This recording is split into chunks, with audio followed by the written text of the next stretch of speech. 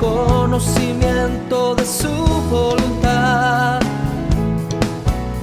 en toda sabiduría y comprensión espiritual.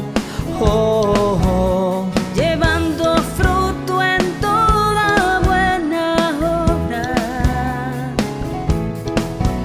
agradándole en todo, creciendo en el conocimiento de Dios. Instituto Bíblico, ven Señor Jesús.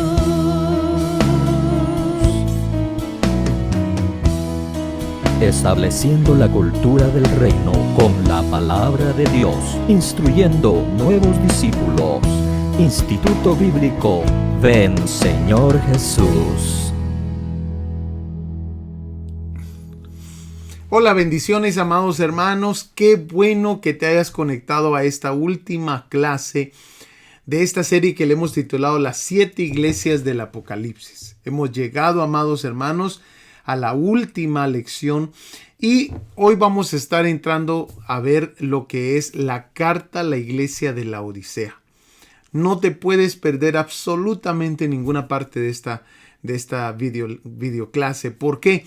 Porque es el periodo, el tiempo en que estamos viviendo ahorita. Así que te invito, por favor, de que lo mires completo. ¿Qué te parece si comenzamos con una oración y le pedimos al Señor que nos ayude? Amén. Inclina tu rostro. Padre, Señor, venimos delante de ti a pedirte ahora tu ayuda. Te pedimos, Señor, de que tú nos des entendimiento para comprender tu escritura y estés con nosotros en todo lo que vamos a hablar. En el nombre poderoso de Jesús. Amén y amén. Amado hermano, tenemos bastante que hablar el día de hoy, así que vamos a ir directamente a lo que es la presentación para comenzar. Entremos como usualmente lo hacemos, viendo un poquito acerca de la historia de la ciudad. Y una de las cosas que vamos a ver aquí es de que sí, como todas las demás cartas, eran enviadas a iglesias del Asia Menor. Las siete iglesias estaban en el Asia Menor, pero esta, la Odisea, era la capital de Frigia. Y fue fundada, amados hermanos, por Antíoco II. Que le puso ese nombre a causa de su esposa. Amén. Laódice se llamaba su esposa, según el Nuevo Diccionario de la Biblia. Lo otro que tenemos que saber es de que en esta ciudad no había agua potable.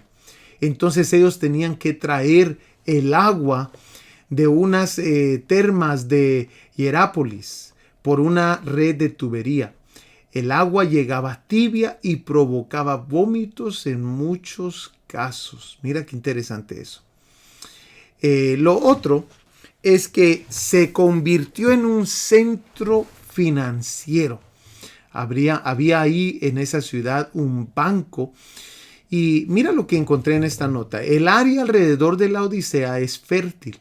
Las ovejas de lana negra pastaban en los campos y los vestidos de lana y alfombras eran tejidos en la ciudad. La Odisea llegó a ser un centro financiero. Esta es una información muy importante porque nos va a explicar, amados hermanos, del por qué Jesús le dice a esta iglesia que ellos dicen que son ricos y no tienen necesidad de nada. Esto es muy importante y recordémonos de este dato, igual que del agua tibia que llegaba a la ciudad. Pero sigamos viendo. Ahora, ahí en la Odisea había una escuela muy popular que se enfatizaba en lo que era el estudio de los ojos. Es por eso que hace mucho sentido en lo que Jesús les dice ahí en el versículo 18, que les dice, al final les dice, y unge tus ojos con colirio para que veas. O sea, este lugar que tenía una escuela entera dedicada al estudio de la medicina de los ojos, necesitaba también ayuda con sus ojos. este lugar. Imagínate eso, qué impresionante, ¿verdad? Y recordémonos también lo que habíamos mencionado de que era muy rica. Esta ciudad era muy rica. Es más, mira lo que encontré en esta nota. Era una ciudad tan próspera en su comercio que después de un terremoto desastroso en el año 60 después de Cristo, se dio el lujo de rehusar el subsidio imperial ofrecido para su reconstrucción. Mira qué interesante lo que dice ahí en el Nelson Nuevo Diccionario Ilustrado de la Biblia. Entonces, vayamos a la carta rápidamente y miremos los detalles de esta carta porque se va a poner bien interesante. Dice ahí en Apocalipsis capítulo 3, versículo 14 al 16, dice: y escribe al ángel de la iglesia en la Odisea. He aquí el Amén, el testigo fiel y verdadero, el principio de la creación de Dios, dice esto: yo conozco tus obras, que ni eres frío ni caliente. Ojalá fueses frío o caliente, pero por cuanto eres tibio y no frío ni caliente, te vomitaré de mi boca. Bueno, miremos entonces lo que significa la palabra Laodicea, porque aquí te recuerdo de que nos dice bastante, y es usualmente el nombre, el título del nombre está relacionado con el periodo de la Odisea, ¿verdad? Con el periodo de cada una de las iglesias. Así como la semana pasada vimos de que el título del nombre significa, Sardis significa, Filadelfia, tiene que ver con amor fraternal. Y vimos, amados hermanos, lo que significaba eso en la carta. Pero Sardis también tenía que ver con el periodo de la iglesia, que es aquellos que salen fuera, ¿te recuerdas? Y vimos, amados hermanos, esos detalles que tienen que ver con el periodo, el nombre. La Odisea no se queda atrás. Es igualmente, amados hermanos, el mismo patrón. Mira lo que significa la Odisea. Una de sus definiciones es la opinión del pueblo. Y esta otra que me llamó mucho la atención es democrático. La justicia del pueblo y gobernado por el pueblo. Y es que es exactamente lo que está ocurriendo el día de hoy, amados hermanos. En muchas iglesias, no en todas, pero en muchas iglesias es el pueblo el que ha tomado el comando de la iglesia. Mueven líderes, quitan líderes, ponen líderes, pastores, los mueven como ellos quieren. Si no les gusta a alguien, traen al que les gusta. En muchas iglesias se está moviendo el asunto de esta manera. Ya no es como los tiempos de la Biblia en muchas iglesias, aunque hay un grupo pequeño de iglesias que todavía se considera, amados hermanos, como los tiempos de la Biblia, que Dios escoge a la persona que va a pastorear su iglesia, pero no en todas las iglesias se mira esto. Se está viendo, amados hermanos, esto que les estoy mencionando aquí. La palabra Laodicea significa la opinión del pueblo, gobernado por el pueblo, la justicia del pueblo, y también significa democrático. Interesante, ¿verdad? Ahora, vayamos rápidamente a ver. Ahora, miremos cómo se presenta Jesús a esta iglesia. Dice: he aquí el Amén, el testigo fiel y verdadero, el principio de la creación de Dios, dice esto. El primer título que se da es el Amén, que significa firme, confiable, digno de confianza, ciertamente. Es interesante porque es la única vez en la Biblia que la palabra amén se le da a una persona. Amén. El amén, nuestro Señor Jesús, el confiable, el digno de confianza. Mira qué interesante esta palabra. Pero también se presenta como el principio de la creación. Y aquí hay que detenernos un momentito y explicarlo un poquito. El principio de la creación. O sea, es de donde proviene todo lo creado. ¿Por qué digo eso? Porque la palabra que están usando allí, amado hermano, es la palabra arche. Esa es la palabra arche en griego, arche, que significa, sí, significa comienzo, significa principio, pero también significa origen, fuente, fundamento, cimiento, punto de partida. Esto hace mucho sentido porque Colosenses 1:16, mira cómo lo dice, porque en él fueron creadas todas las cosas, las que hay en los cielos y las que hay en la tierra, visibles e invisibles, sean tronos, sean dominios, sean principados, sean potestades, todo fue creado por medio de él y para él. Y esta palabra, que aquí en nuestro español la traducen como principio, pudiera ser traducida como origen. O sea, he aquí el amén, el testigo fiel y verdadero, el origen de la creación de Dios. Y es que cuando vamos a ver otras versiones de Biblia, aparece como origen. Mira por favor esta. Esta es la Dios habla hoy. Dice, escribe también el ángel de la iglesia de la Odisea. Esto dice el amén, el testigo fiel y verdadero, el origen de todo lo que Dios creó. Esto es muy importante que nosotros hagamos énfasis en esto, porque Jesús no es un ser creado. Él siempre ha existido. Y aquí, amados hermanos, aunque están usando esa palabra principio, realmente la palabra en griego es la palabra arche, que también significa origen o fuente. Amén. Aclara un poquito más las cosas, ¿verdad? Ahora, miremos por favor algunos otros detalles. También, amados hermanos, se presenta como el testigo fiel y verdadero. Esto es de mucha importancia. ¿Por qué? Porque un testigo lo necesitamos cuando vamos a ir a una corte. Y es que eso es exactamente lo que va a ocurrir en este periodo. En este periodo se va a ir a una corte.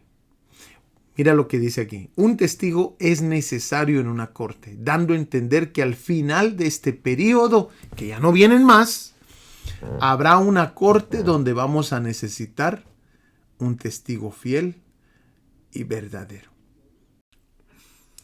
Ahora, hablemos un poquito de esa corte que se viene al final de este periodo.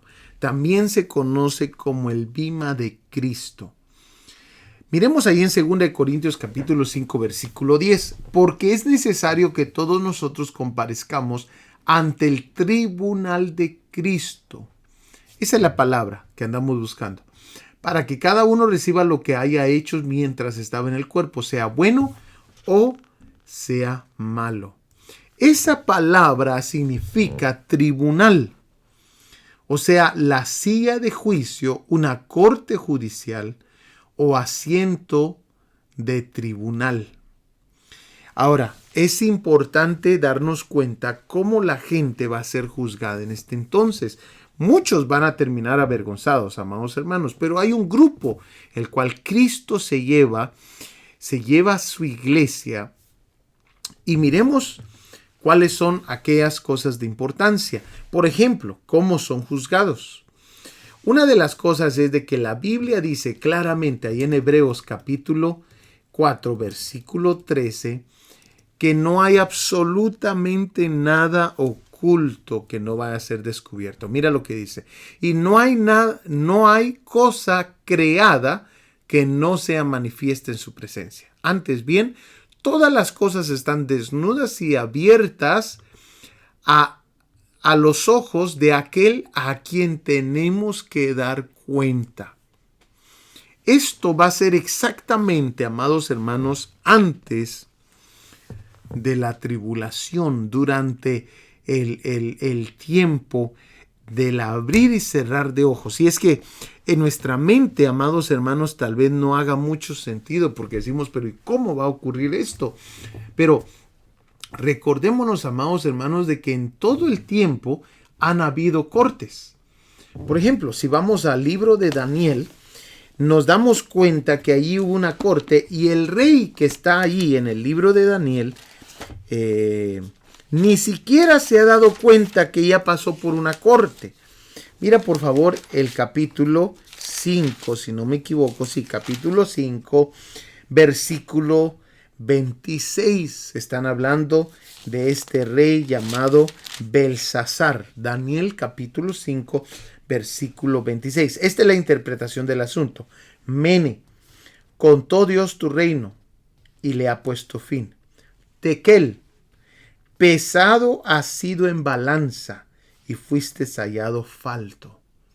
¿Dónde ocurrió todo esto? Esto tuvo que haber ocurrido en una corte celestial. Pues así va a ser este tribunal. Va a ser un tribunal donde se va a decidir la gente que se queda y la gente que se va. Es el tribunal de Cristo. Los que fueron hallados faltos y los que fueron hallados gratos. Ahora, mira por favor, amado hermano, el capítulo 5 de Juan. Juan 5:22. Amén. ¿Estamos? Mira lo que dice. Porque el Padre a nadie juzga, sino que todo el juicio dio al Hijo, para que todos honren al Hijo como honran al Padre. El que no honra al Hijo no honra al Padre que le envió. Y por último, miremos los avergonzados. Ahí aparece, amados hermanos, en lo que es Primera de Juan, capítulo 2, versículo 28. Primera de Juan, capítulo 2, versículo 28. Mira lo que dice ahí. Dice, y ahora, hijitos, permaneced en él, para que cuando se manifieste, tengamos confianza, para que en su venida no nos alejemos de él. ¿Qué dice? Avergonzados. Va a haber gente que va a ser avergonzada en ese día. Interesante, ¿verdad? Sigamos viendo. Ahora, ¿cómo van a ser estos juicios finales? Estudiémoslos un poquito. En primer lugar, amados hermanos, después de Cristo, o sea, después de su sacrificio y resurrección, ahora, amados hermanos, todos los que morimos, eso se considera la primera muerte, cuando alguien muere físicamente. Pero después va a ser la primera resurrección, o sea, la de los justos. Como dice ahí 2 Corintios 5, 9 al 11 y 1 Corintios 3, 11 al 15. La primera resurrección de los justos. Viene la segunda venida, o sea que van a pasar los 7 años después, ¿verdad? El tribunal de Cristo es cabal un poquito antes de la tribulación. Amén. Y viene la segunda venida 7 años después, pasan 1000 años y viene la segunda resurrección. La segunda resurrección es solamente para los malos, no para los justos. Por eso miramos ahí en Apocalipsis, mira lo que dice Apocalipsis, capítulo 20, versículo 11.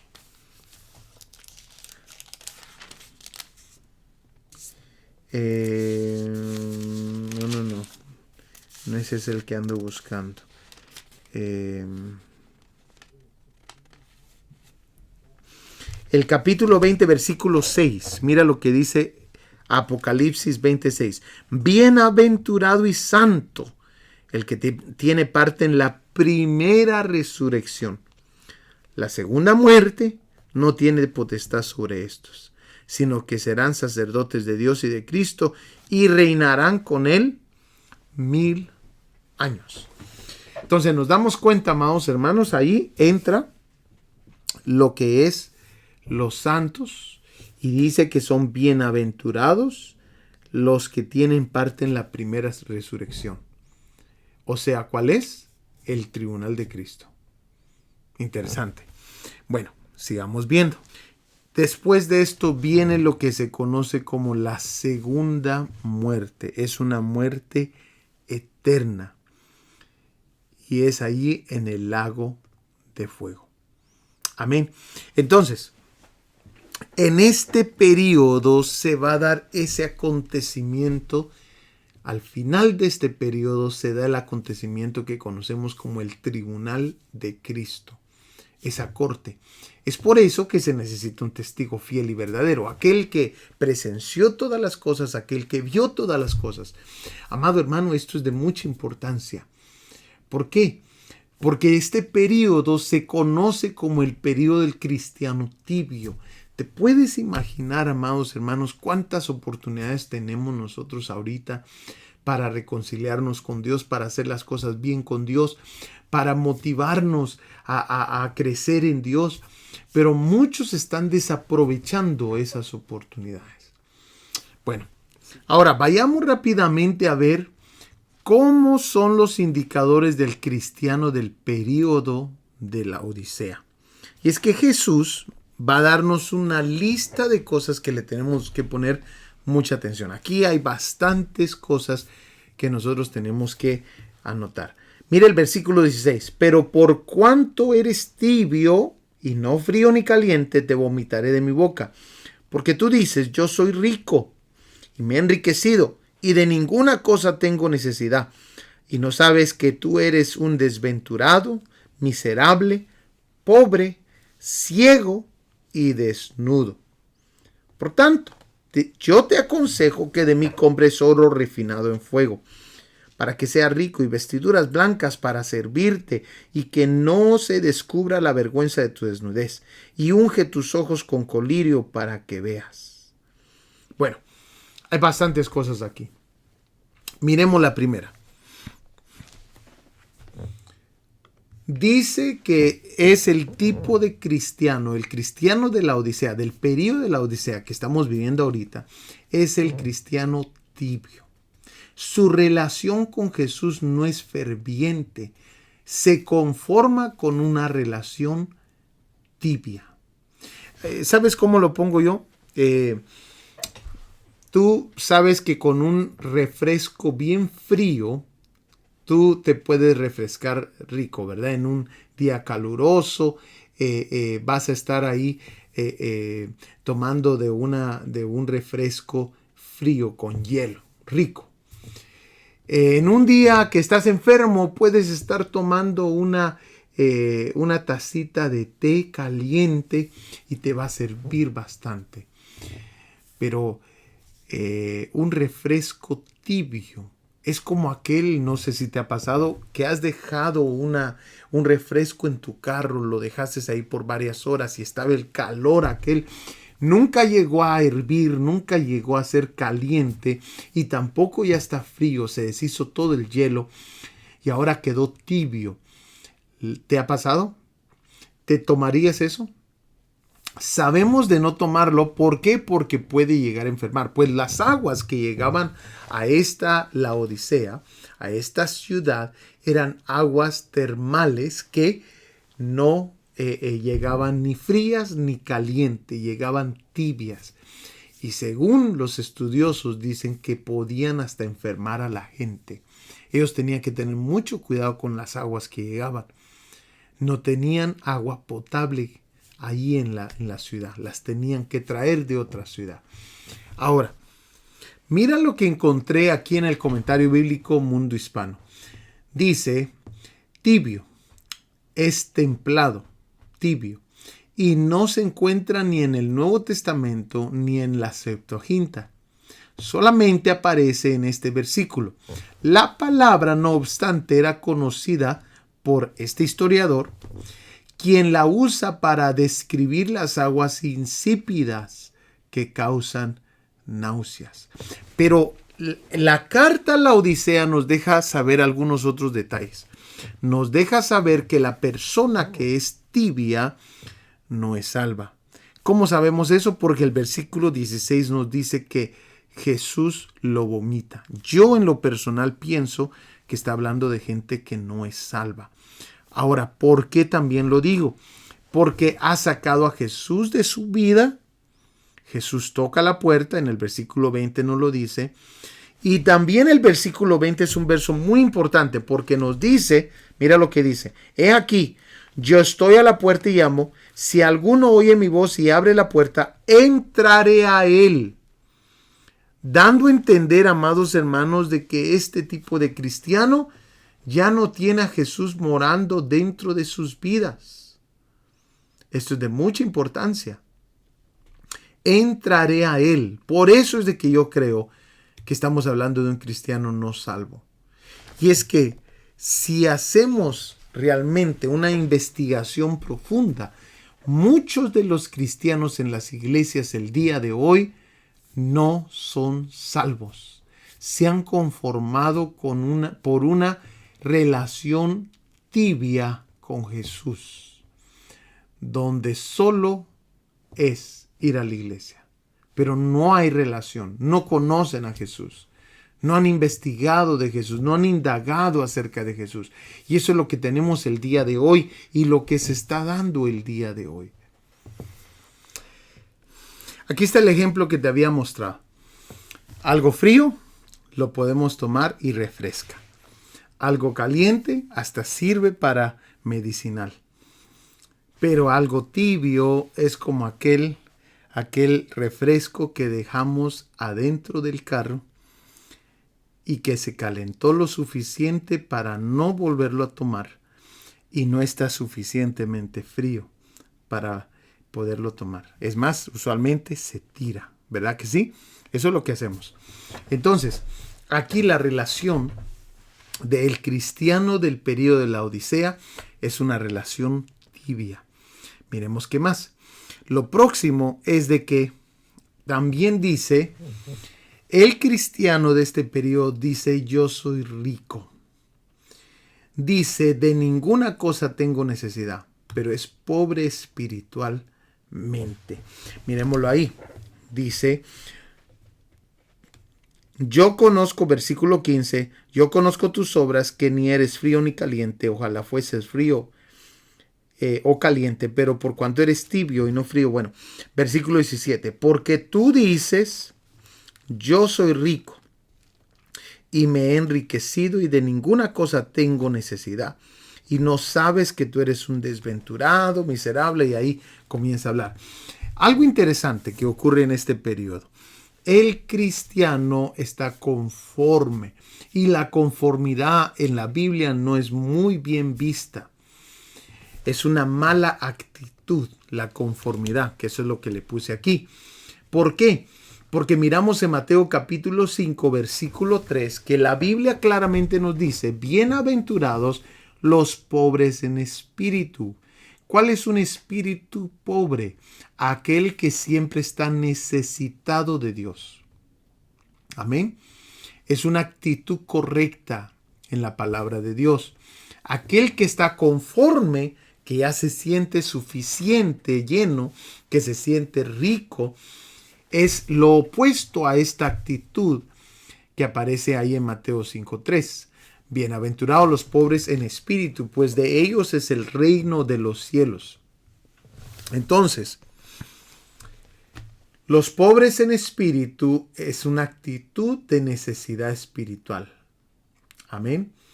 Mira cómo lo dice esta otra versión, la Nueva Traducción Viviente.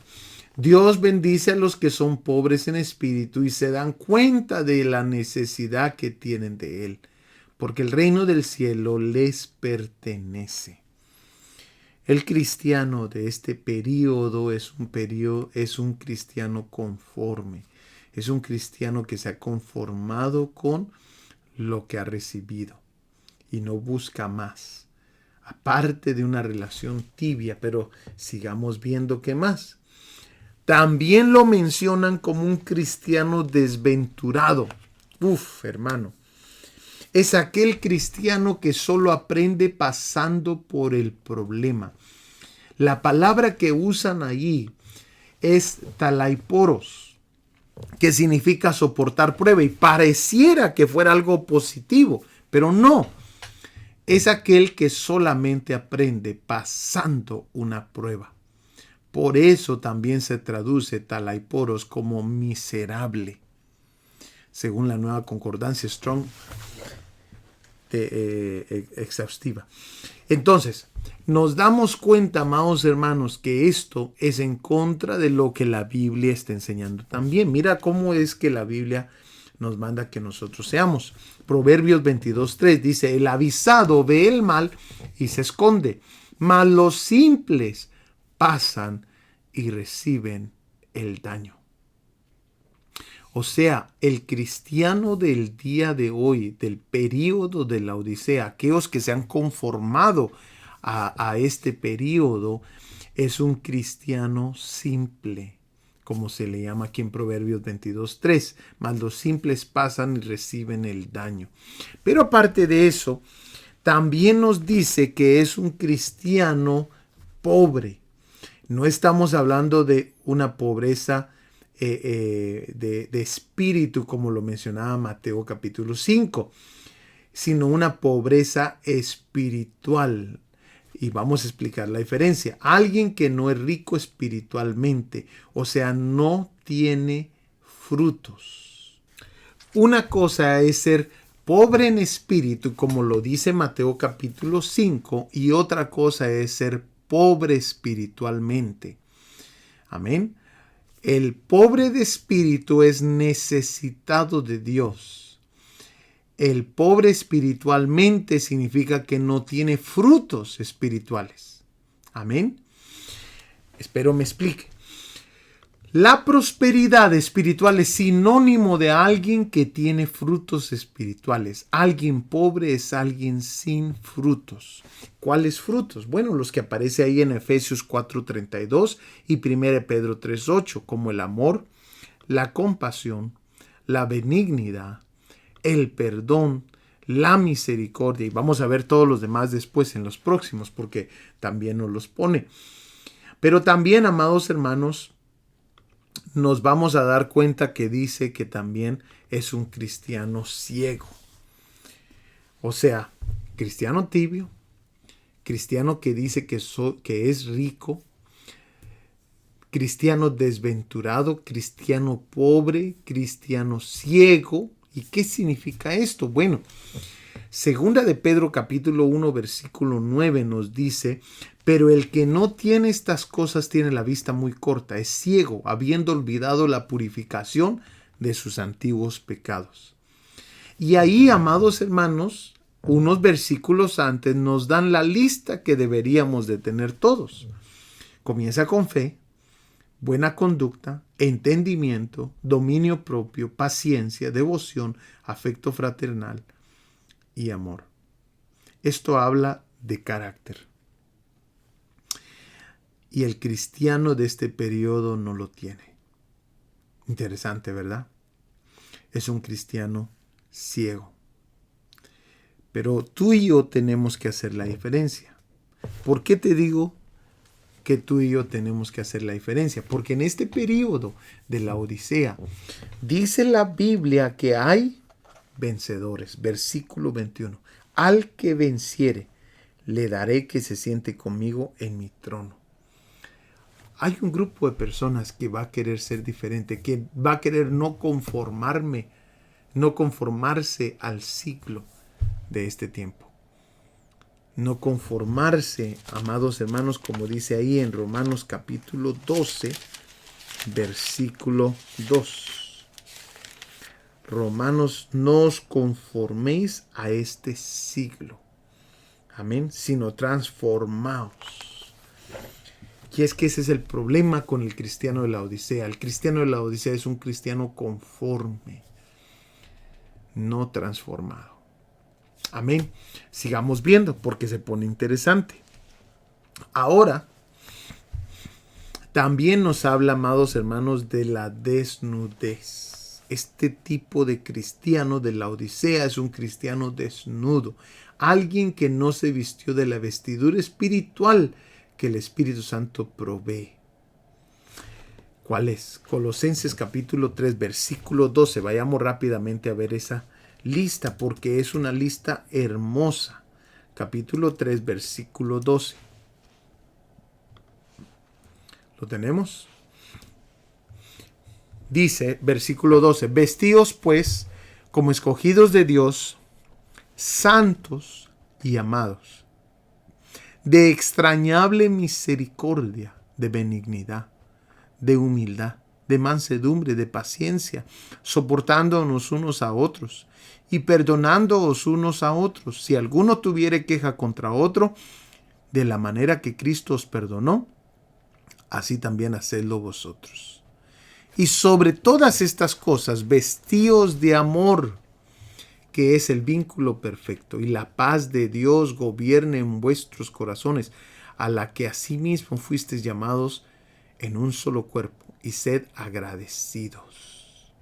La palabra de Cristo mora en abundancia en vosotros, enseñándoos y exhortándoos unos a otros en toda sabiduría, cantando con gracia en vuestros corazones al Señor, con salmos e himnos y cánticos espirituales. Entonces, decía claramente, vestíos pues. ¿Nos damos cuenta? Es una vestidura. ¿Y cuál es? Bueno, ahí no la dijo. Necesitamos misericordia, benignidad, humildad, mansedumbre, paciencia, perdón, amor. El cristiano de la Odisea no se vistió. Por eso es de que la Biblia lo llama un cristiano desnudo. Interesante. Amado hermano, estamos viviendo tiempos finales.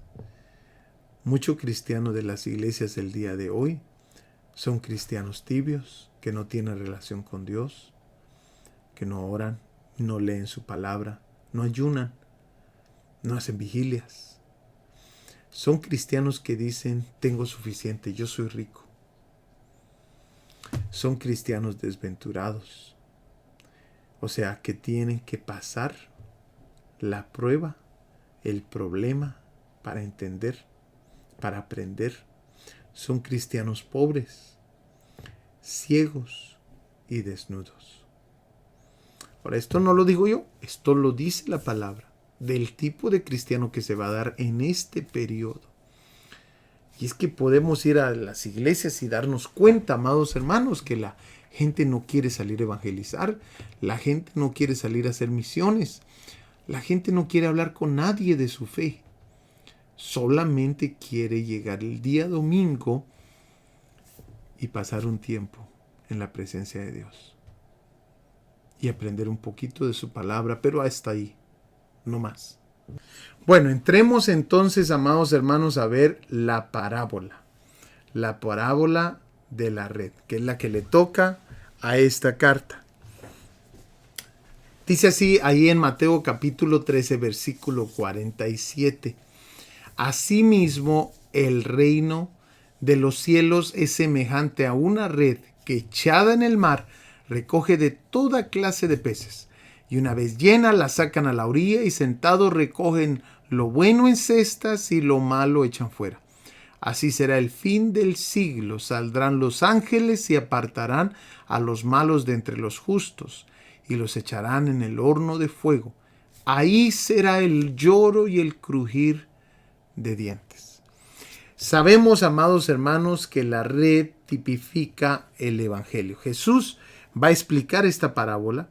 Ahí la explica en el versículo 49. Así será el fin, al fin del siglo. Saldrán los ángeles y apartarán a los malos de entre los justos. Entonces, Jesús nos da una idea de lo que significa esta parábola. La red es el evangelio. El mar son los pueblos y naciones. Los peces son las gentes que oyeron el mensaje. Los peces que se agarraron. Amén. Que se pescaron. Son las gentes que oyeron el mensaje.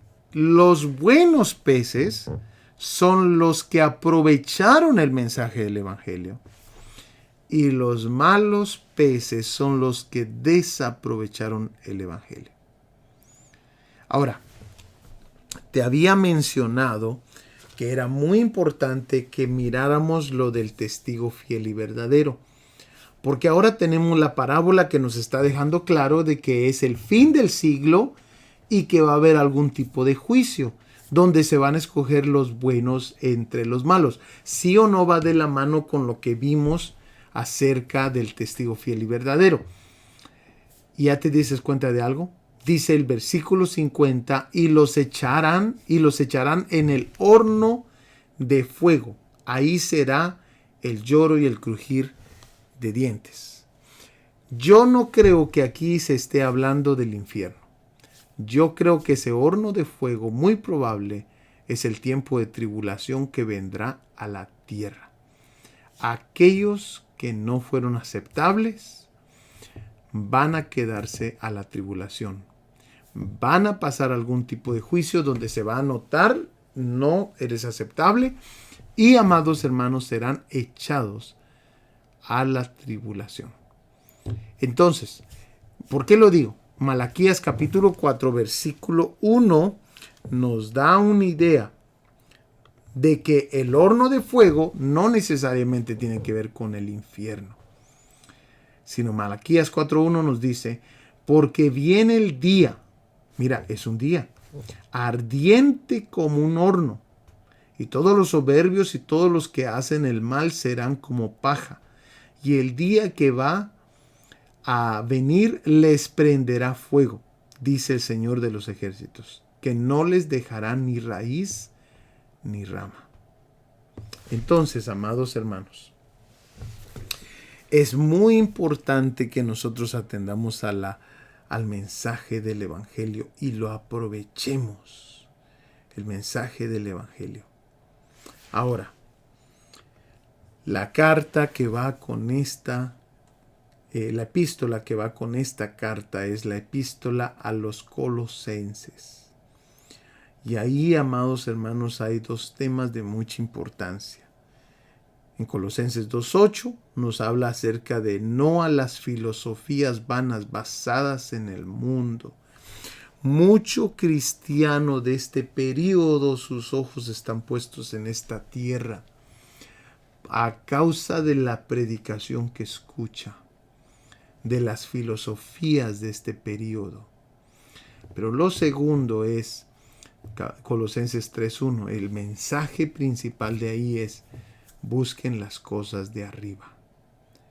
Amado hermano, en este periodo se va a dar mucho cristiano que se enfoca en lo terrenal. Pero nosotros tenemos que enfocarnos en lo espiritual.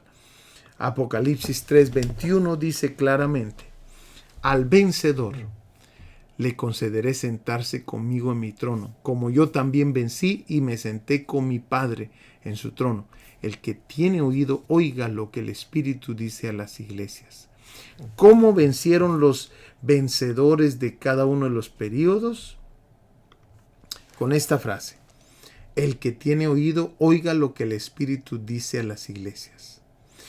La palabra oído o el oír es de mucha importancia en la Biblia. Nos lo muestra ahí Lucas 8:18 y Juan 8:47. Miremos el de Lucas. Ese nos va a ayudar bastante. 8:18. Dice: mirad pues cómo, ¿qué dice? Oís. Porque a todo el que tiene se le dará, y a todo el que no tiene aún lo que piensa tener, se le quitará. Entonces, el oído es de mucha importancia. Cómo oímos al Espíritu Santo, cómo nos conectamos al mensaje del Espíritu Santo para este periodo. Y es que para el judío, amados hermanos, la misma palabra que tiene que ver con oír también se usa para obedecer. Esa es la clave. ¿Cómo vamos a salir vencedores en este periodo? Obedeciendo lo que la palabra de Dios nos habla, lo que el Espíritu Santo dice a las iglesias. Amado hermano, hemos llegado al final de este curso, de esta serie llamada Las 7 iglesias del Apocalipsis. Espero que te haya sido de mucha bendición Quisiera hacer una oración contigo el día de hoy antes de terminar.